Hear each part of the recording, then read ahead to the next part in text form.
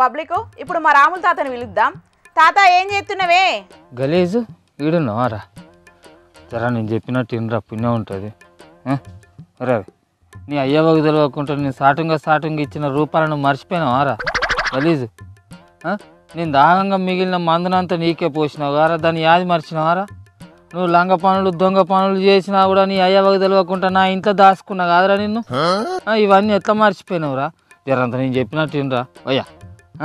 గలీజు ఏమైందే తాత? ఆ తమ్ముడిని గద్దగానం బతిమలాడుతున్నావు.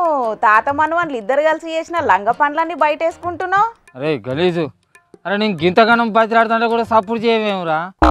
రారి ఇప్పటికే నేను ముసలోళ్ళు అయినరా. నా ఒంటి మీదకి 60 ఏళ్ళు వచ్చి కాటికి కాలు చాపిన వేజిరా నాది. ఇక ఈ వయసులో నేను ఇంకా నాకు ఆశలు ఏముంటాయిరా పెద్దగా. నేను చెప్పినట్టు ఇన్రా వయ్యా, దండం పెడతారా వరి. గలీజు అరే ఏం పుట్టిందిరా తమ్మి? ఆ ముసలోడు గంతగానం బతిమలాడుతున్నాడు. తాత చెప్పేదేంటిదో ఒప్పుకోరాదురా? అరే గలీజు నేను చెప్పి నిన్రా, నీ కాళ్ళు పట్టుకుంటారా? నేనే నీ కాళ్ళు మొక్కుతానే తాత. నేను చెప్పినట్టునే నీకు ఈ ముసలేజ్లకి ఇవన్నీ అవసరం అనే. అందుకే రా, నేను ముసలోని అయినా కాబట్టి నాకు మళ్ళీ ఈ ఛాన్స్ రాదురా. రాక వచ్చిన ఛాన్స్ రా. నీ దండం పెడతారా? నేను చెప్పినట్టు నువ్వు నీకు దండం పెడతారా? అరే నాయనా, మీ ఇద్దరు ఓవర్ యాక్షన్ చూస్తుంటే జనాలకు చిరాకచ్చేటట్టున్నదే ముసలోడా. ఇంతకు ముచ్చటేందో చెప్పి సావుండ్రి. అరే వచ్చిన అనే బుజ్జి జర వీనికి నువ్వు అనే చెప్పే నీకు పుణ్యం ఉంటుంది. ఇక మన ఊళ్ళే రిజర్వేషన్ ప్రకారం మన కులానికి సర్పంచ్గా నిలబడే ఛాన్స్ వచ్చిందే. అయితే మన కుటుంబం ఒకటే ఉన్నది కదరా, నేను సర్పంచ్గా నిలబడతా నువ్వు ఆగురా అని అంటే వీడు అంటాడు కదా, లేదు నేనే సర్పంచ్గా నిలబడతా నువ్వే ఆగే తాత అని నన్ను అంటాండే. జర నువ్వనే చెప్పే నీకు దండం పెడతా. వీడిని వద్దని చెప్పే నీకు పుణ్యం ఉంటుంది. సర్పంచ్గా నిలబడు వద్దా అని చెప్పే. సచ్చింది గొర్రె. ఒకటే కుటుంబం ఉన్న మన కులానికి సర్పంచ్ రిజర్వేషన్ వచ్చుడేందో, ఆ పదవి కోసానికి ఇద్దరే ఉన్న మీరిద్దరు కొట్టుకునుడేందో పోన్రి. అరే చిన్న, నేను రెక్కలు ముక్కలు చేసుకొని 6 గాలం కష్టపడి నీకు 6 ఎకరాల చిలక సంపాదించి ఇచ్చినా కాదురా. మీకేం అన్యాయం చేసిండ్రా? మీ నాయన కాలం చేసిన కాడ నుంచి నిన్ను పెంచి పెద్ద చేసి అన్ని తీర చదువులు చదివించినా కాదురా. నేను చెప్పినట్టు నువ్వు ఆ సర్పంచ్ పదవి విడిచిపెట్ట, నీకు దండం పెడతా. ఇవన్నీ నువ్వు చేసినావు కాబట్టి నిన్ను పువ్వుల్లో పెట్టి సాదుకుంటేనే తాత, కానీ సర్పంచ్ పదవి మాత్రం అసలు వదిలిపెట్టేదే లేదు. పదవుల కోసానికి సొంత అన్నదమ్ములే తలలు వలగొట్టుకున్న చరిత్రలు ఉన్నాయే తాత. అసొంటిది వీడేడిన తట్టున్నాడే. అరే నేను ఇంతగానం బతిలాడుతుంటే కూడా నీ చెవు మీద పేన్ పాడతలేదు ఆరా? నేను నాయన దండం పెడతారా అది అని చెప్పేసి బతిలాడుతుంటే కూడా నువ్వు పెద్ద పోటు మొగను అయిపోయినావు ఆరా? నువ్వు నా మీదనే పోటుకు నిలబడే అంత చోటు అయినావా? నా చేతిలో పెరిగి నా కళ్ళ ముంగట పెరిగి నా ఆస్తులు పంచుకొని నువ్వు నా మీద సర్పంచ్గా పోటీ చేస్తావు. వాళ్ళ కదా కూడా వచ్చింది ఆరాధిస్తా. నేను అసలుకే దగ్గ నేను సర్పంచ్ నామినేషన్ ఎత్తా చూడు రాదు. నువ్వు ఏంది ఏం బిక్కుంటావో వీకో. చిచ్చి, మీ పదవిని పాతర పెట్ట ముసలోడా. నువ్వు సర్పంచ్ అయితేంది, నీ మనవడు సర్పంచ్ అయితేంది, ఎవరైనా మీ ఇంట్లోనే కాదే పదవి వచ్చేది. ఎవరో ఒక లూకుంటేంది. అది కాదు పిల్ల, మళ్ళీ మన కులానికి సాన్ సత్తదో రాదో డబ్బున వచ్చినా కూడా నేను ముసలోని అప్పటి వరకు సత్తనో పీక్తనో ఎవరికి ఎరకనే. వాడు ఐసు పొలగాడు, వానికి మస్తు భవిష్యత్తు ఉన్నది. ఇటువంటి ఛాన్సులు ఎన్నో వస్తాయి, ఎన్నో రాజకీయ పదవులను అనుభవించవచ్చు. జరంతా వాడు ఇప్పుడు ఆగితే ఏమవుతుంది చెప్పు? వాడు కూడా నీ లెక్కనే ఆలోచన చేస్తాడు కావచ్చు. ముసలోడు విను ఆగరాదు మరి.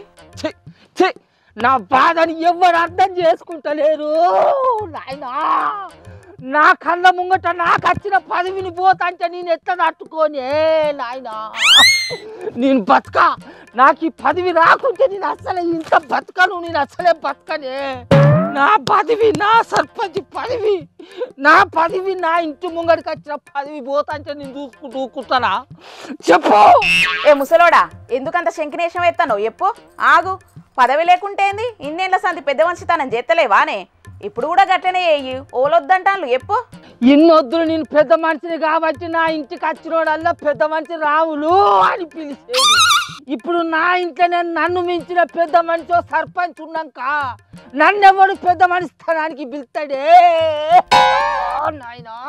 ఇగో గిట్లనే మెదక్ జిల్లా రామాయంపేట మండలంలో ఒకటే ఇంట్లో అయ్య కొడుకులు ఇద్దరు సర్పంచ్ పదవికి నామినేషన్ వేసిండ్లట. మరి ఏమని ఆవిలు ఇస్తారు, ఎవరు గెలుస్తారు అనేది చూడాలి. అరే అది కాదు పిల్ల, ఈ రిజర్వేషన్లు అయినా ఏ తారీఖుల ప్రకటించు చెప్పు. ఒక్కొక్క ఊళ్ళల్లో కులం లేని కాడ, జనాలు లేని కాడ కూడా వార్డు నెంబర్లను సర్పంచ్లను ప్రకటించారట. మరి ఇది ఏ పద్ధతి ఎంబడి చేసిర్రో ఎత్త చేసిర్రో నాకైతే అర్థమవుతుంది. ఈ ముచ్చట మీద పెద్ద కొట్టు కూడా జరంత కోపమే వేసిందంటేనే తాత ఇప్పుడు ఈ ముచ్చట మీద నిర్ణయం తీసుకునేటట్టు లేదు. చెరువు దేగి చెరువు వెనుక పడ్డాక ఇప్పుడు మేమేం చేస్తాం కానీ ఈ ముచ్చట మీద డివిజన్ బెంచ్ నిర్ణయం తీసుకోవడమే ఉత్తమం అన్నట్టు చెప్పిందంటేనే.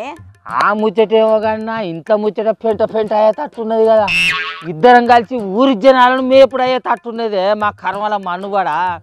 ఇప్పటికే వానెనక మరో 10 మంది, నా వెనక మరో 10 మంది భజన బ్యాచ్ కలిసి తాత అసలుకే తగ్గద్దు, నీ మనవని కింద నువ్వు ఓడిపోతావా, నువ్వు నామినేషన్ అయ్యని నాయంబడి పడతా. వానెనక మరో కూడా దేహగా తాలు తుప్పిరి ముసలిని కింద నువ్వు గెలవ అరపిల్లగా నామినేషన్ రంగంలో దిగుదాం అని అంటాలా జోకుతాడు. మరి కొసాకరికి ఏమవుతావు కానీ నేను అసలే తగ్గా, నాకు పదవి కావాలి గంట సర్పంచ్ పదవి. చాలా జాగాల్లో గిట్లనే ఒక్కింటోళ్ళో లేకుంటే దగ్గరోళ్ళో పోటీ పడుతున్నారు. ఎన్నికల కోసానికి ఇన్నేళ్ల సంధి కలిసి ఉన్నోళ్ళే ఇప్పుడు మాదండిగా దౌడాలు పెట్టుకుంటున్నారు. కానీ ఎన్నికలు అత్త అంటాయి పోతా అంటాయి. ఈ పారి కాకుండా మళ్ళో పారి పోటీ చేయొచ్చు, ఎన్నికల్లో గెలవచ్చు, పదవులు అనుభవించవచ్చు. కానీ మాట మంచితనం పోగొట్టుకుంటే మాత్రం ఎల్లకాలం బాధే ఉంటుంది. కాబట్టి జనాలు ఎన్నికల్లో పోటీ చేయండ్రి కానీ బంధాలను మాత్రం దూరం చేసుకోకుండ్రి, సరేనా?